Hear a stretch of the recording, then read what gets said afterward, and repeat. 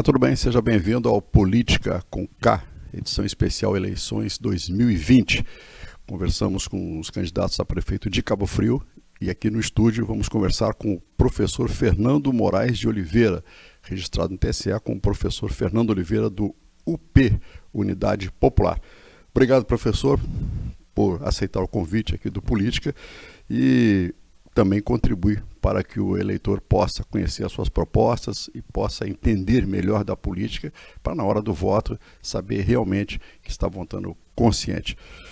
Professor, o senhor tem 20 minutos a partir de agora para responder as perguntas, e a primeira é: quem é o professor Fernando Oliveira?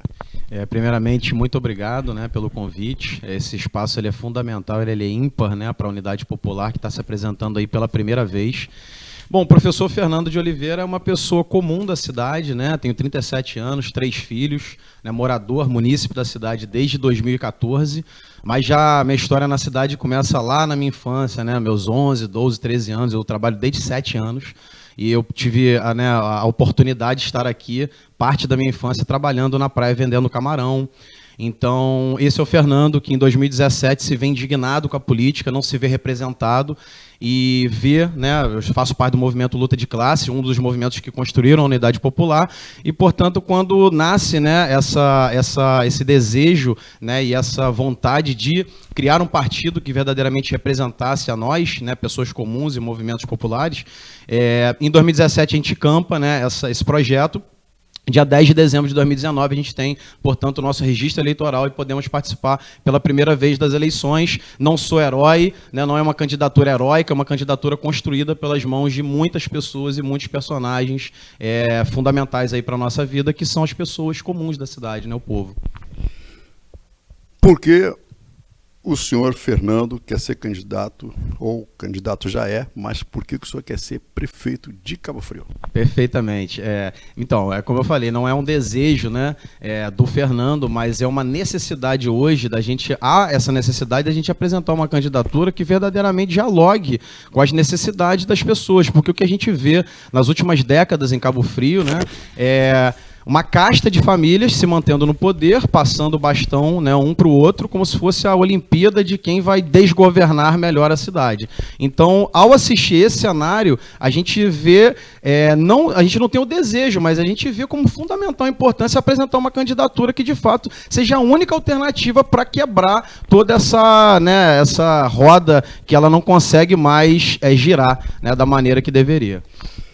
Candidato, muito tem se falado em governo humanizado, a gente está ouvindo essa nova frase. O senhor segue essa linha? O partido pensa da mesma maneira?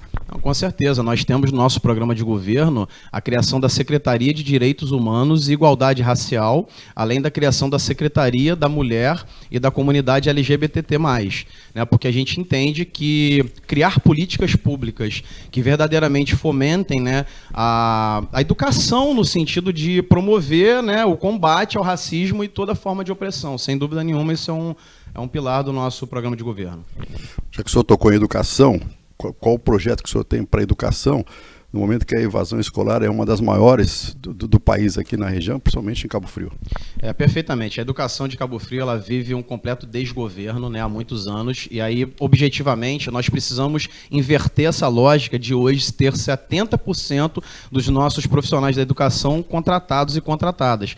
Quando a gente tem uma lógica dessa, a gente não consegue, e com contratos super precarizados, a gente não consegue pensar numa lógica de médio e longo prazo de uma política pública que verdadeiramente seja efetiva para as pessoas. Então, nós tivemos mais de 5 mil pessoas demitidas em plena pandemia, então isso é fruto de um governo que tem completo descaso com a educação. Então, a gente tem também o programa Escola Aberta, esse projeto Escola Aberta, a ideia é o quê? Usar as edificações das escolas já existentes, para que a gente possa promover, fora do horário de ensino regular, atividades culturais, atividades esportivas, através dos centros integrados de cultura e arte que também temos no nosso programa de governo, porque a gente entende que toda escola ela precisa e deve ser o cerne daquela comunidade. Tem que ser a presença de um Estado organizado, um Estado que respeita a juventude, porque isso tem link direto com a empregabilidade, com as perspectivas que a juventude pode ter em Cabo Frio. Então, a educação ela precisa de uma completa reestruturação. Isso perpassa pelas eleições das direções dos colégios, que ela não podem ser indicação de político, e outras mazelas que a gente precisa resolver na educação de Cabo Frio. Um dos pilares da economia da região, e principalmente em Cabo Frio, é o turismo. O senhor tem algum projeto para o turismo? Se fala muito em turismo sustentável, como é que seria isso? Perfeitamente. Bom, o turismo, ele é, assim como a pesca, uma das principais atividades econômicas do município. Então, primeiro a gente precisa pensar no turismo de base comunitária. O turismo de base comunitária, ele consegue fomentar, né, e movimentar a economia, atendendo principalmente aí os chamados arranjos produtivos locais, né? E aí, quando você consegue fazer essa engrenagem... Mas como fazer essa engrenagem girar de fato, né, na prática? A gente precisa de política pública para os trabalhadores informais, né, para que, de fato, fora da alta temporada de sol e praia, eles possam ter o seu sustento, né? Então, como que é isso? Através de calendários de festivais, né, de arte, música e cultura, a gente teria aí todos os finais de semana de Cabo Frio movimento na cidade, independente de ter sol ou ter praia. Isso vai trazer emprego para a cidade, isso vai aquecer a economia, isso vai fazer com que verdadeiramente a gente não dependa, né, só de recursos de royalties, entre outras questões, né? Então, o turismo é fundamental a gente pensar ele de maneira mais ampla. O senhor está colocando que o turismo precisa, na verdade, o turismo precisa ter atividades toda semana, independente de só esperar o sol? Exatamente. A gente está falando que a prefeitura ela precisa criar um calendário de festivais, um calendário de cultura, um calendário de festivais musicais, internacionais, e a gente precisa buscar parcerias também. Mas, sem dúvida nenhuma, isso interessa ao trade do turismo na cidade, isso interessa aos trabalhadores informais e trabalhadoras, isso interessa à população, isso interessa à juventude, que passa a ter perspectiva, passa a ter coisas para fazer gratuitas na cidade, mas é fundamental dizer aqui que a nossa ideia é descentralizar o turismo também, porque a gente não pode ter um turismo que só funciona na Praia do Forte. A gente precisa ter turismo lá na Fazenda Campos Novos, a gente precisa ter turismo lá em Tamoios, a gente precisa ter turismo lá no Jardim Esperança. Mas como fazer isso? A gente precisa criar nessas periferias condições para ter esse tipo de festival ou de evento, ou, né, as próprias ações que já acontecem nessas periferias, que a prefeitura possa dar visibilidade, porque tem rappers, né, tem o pessoal do slam, tem o povo da música. Então, a gente tem uma cidade que ela é riquíssima em cultura e o que a gente precisa é organizar essas pessoas. Não se faz turismo sem segurança pública. E segurança pública, claro que é um dever do Estado, mas também muita responsabilidade da prefeitura, dos prefeitos. O senhor tem algum projeto para segurança pública, para melhorar pelo menos a sensação de segurança? Perfeito. No nosso capítulo de segurança pública, a gente traz aí alguns projetos. Dentre eles, o Centro Integrado, né, de Segurança Pública Municipal. O que é isso? É um centro que a gente vai ter ali uma base de dados, onde a gente vai coletar não só imagens de carros, mas o rosto das pessoas também, porque a gente tem uma série de software livres, né, que a gente pode utilizar, e eu não estou falando aqui de gastos públicos, mas sim a construção de portais nas principais entradas e saídas. A gente tem a construção prevista de 10 portais e câmeras pelas principais rodovias e praças. Esse centro integrado ele vai ser composto pela Polícia Federal, Polícia Militar, né, pela Polícia Civil e pela Guarda Municipal. A gente entende que a Guarda Municipal hoje ela precisa de receber mais recursos humanos através de concurso público, ela precisa receber equipamentos e ferramentas para que possa cumprir, né, com maestria a função que a legislação diz que ela deve cumprir, né, que é cuidar do patrimônio público, né? Isso perpassa cuidar das pessoas também. A Guarda Municipal, a gente entende que ela precisa também de capacitação permanente para que ela possa, de fato, ser a representação de um Estado organizado, um Estado que respeita mulheres, que respeita crianças, idosos, negros e negras, comunidade LGBT+, e tudo isso que a gente vem falando, né? A gente precisa reformular a ideia da própria Guarda Municipal, na nossa opinião.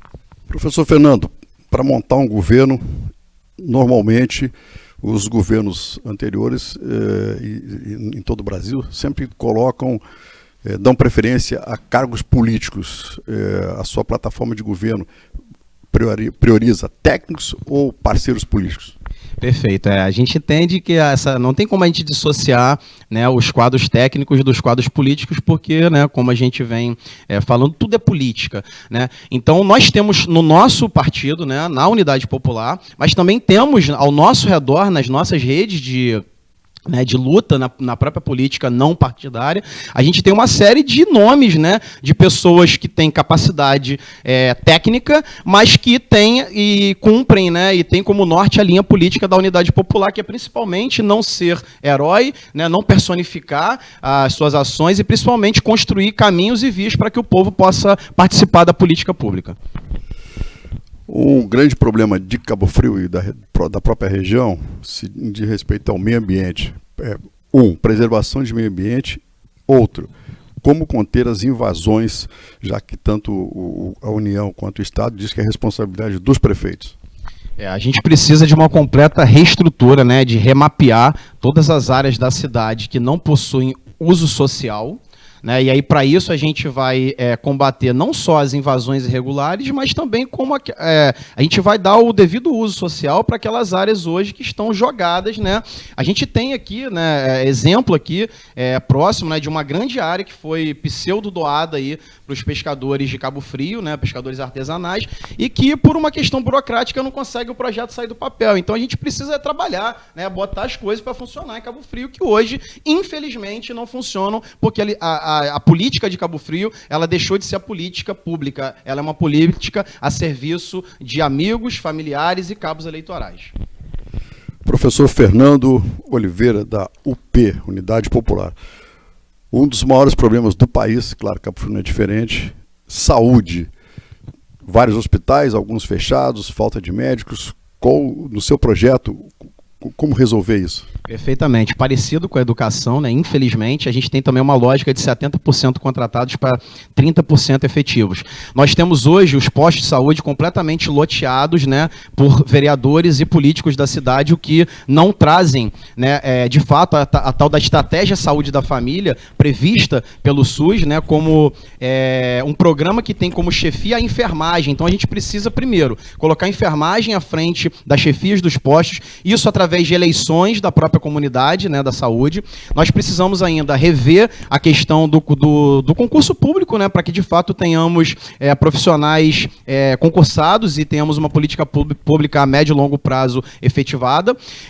Precisamos adequar os hospitais da cidade para que recebam recursos federais. Muita gente não sabe disso, mas o único hospital de Cabo Frio que recebe recurso federal é o Hospital São José Operário. O Hospital Tamoios, o Hospital da Mulher e o Hospital de Jardim Esperança, eles não são considerados no CNPJ, né, na parte burocrática, como hospitais, então eles não recebem hoje recursos do governo federal. Então, adequar esses espaços já existentes para que eles recebam recursos do governo federal e, de fato, colocar uma gestão a serviço das pessoas, porque o que a gente vê hoje é uma saúde completamente precarizada, né? Eu sou usuário da saúde pública, o único, sem dúvida alguma, dos 11 candidatos, usuário da saúde pública. O meu posto está 1 ano e meio sem luz, é o posto do Itajuru, está 1 ano e meio sem luz. Fui lá semana passada tentar marcar uma consulta para mim, para o meu filho mais novo e para minha companheira, e não tem. Então, rever essa lógica e colocar pessoas no poder que, de fato, utilizem a cidade, para nós é fundamental e, para nós, é a única solução hoje para resolver os problemas de Cabo Frio.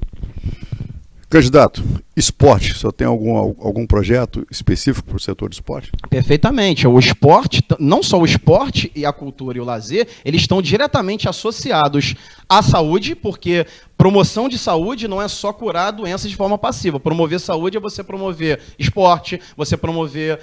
a própria cultura e o lazer tem a ver com a saúde mental também, né?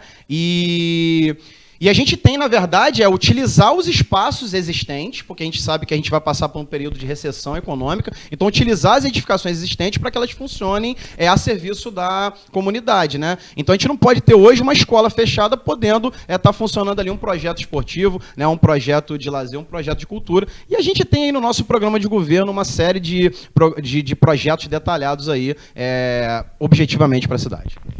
Candidato Fernando, o senhor defende também a integração dos municípios, ter um bom relacionamento com os municípios vizinhos para poder desenvolver a região? Sem dúvida alguma, isso é fundamental, né? A gente não pode se fechar numa bolha e achar que a gente vai conseguir gerir economicamente uma cidade. A Cabo Frio a gente entende que é a principal atividade aqui, a principal cidade aqui da região, né, dos lagos, no sentido econômico, né, e de habitantes e tudo mais, e sem dúvida alguma o diálogo ele deve ser constante, né? Agora, ele tem que ser ser um diálogo transparente. A gente não está falando aqui de bater no ombro de nenhum político para fazer negociata contra o povo. A gente está falando, de fato, de fazer, sim, acordos que possam beneficiar o povo. Isso aí, sem dúvida alguma, nós estamos completamente abertos. Tá? Como o P é um partido novo, como é que é o seu relacionamento do próprio partido com o governo do Estado e o governo federal? O governo federal, ele é um governo que nós repudiamos veementemente, né?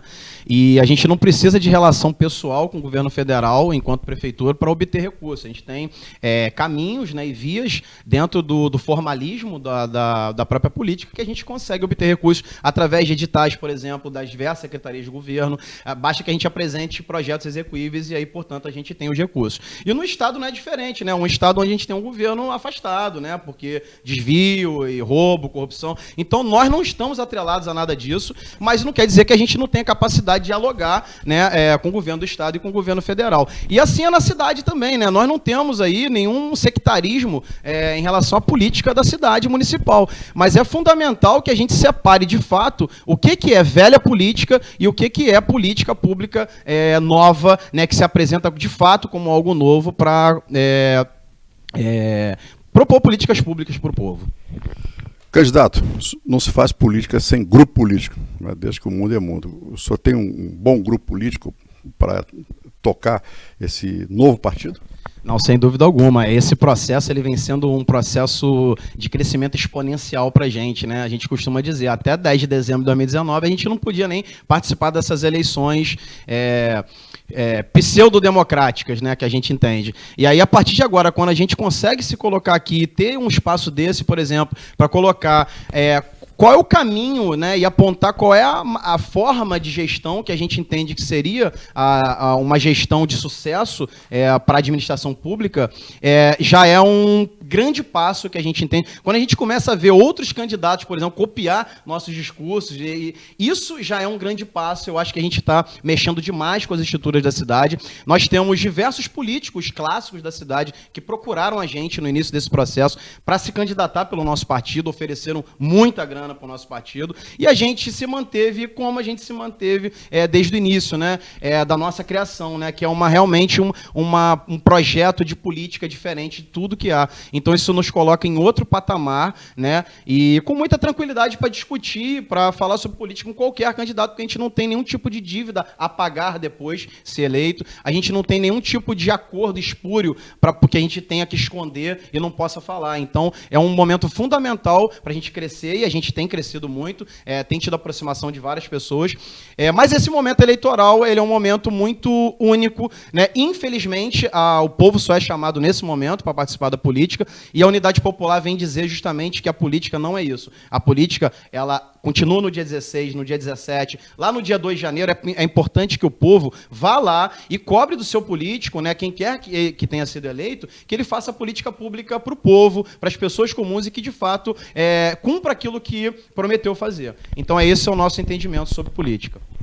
Professor Fernando Oliveira, da UP, o senhor tem 3 minutos para aquela Câmara para poder se dirigir ao público eleitor e tentar conquistar o seu voto. Muito obrigado. Bom, gente, esse momento ele é ímpar, ele é fundamental. Historicamente, pela primeira vez, Cabo Frio tem a oportunidade de votar, né, numa candidatura que representa você, né, mulher, né, comum, você homem comum, você negro, negra, você da comunidade LGBT+, não com discurso, mas com métodos efetivos, né, com um programa de governo construído por dezenas de mãos, né, de 32 páginas, que não saiu heroicamente da cabeça do Fernando, nem na personificação da minha figura, mas que foi fruto de uma construção de fato coletiva e que está em andamento. Nossa primeira versão está lá postada no site Divulga Candi, né? E a gente vai ter posteriormente, aí, sem dúvida alguma, várias adequações, porque a política não pode acabar no dia 15, no dia 16. A gente está chamando aqui, principalmente a população de Cabo Frio, independente de qual vai ser o teu voto, que você conheça o programa de governo dos candidatos e da candidata em questão, né? Que você possa se apropriar apropriar dessas políticas públicas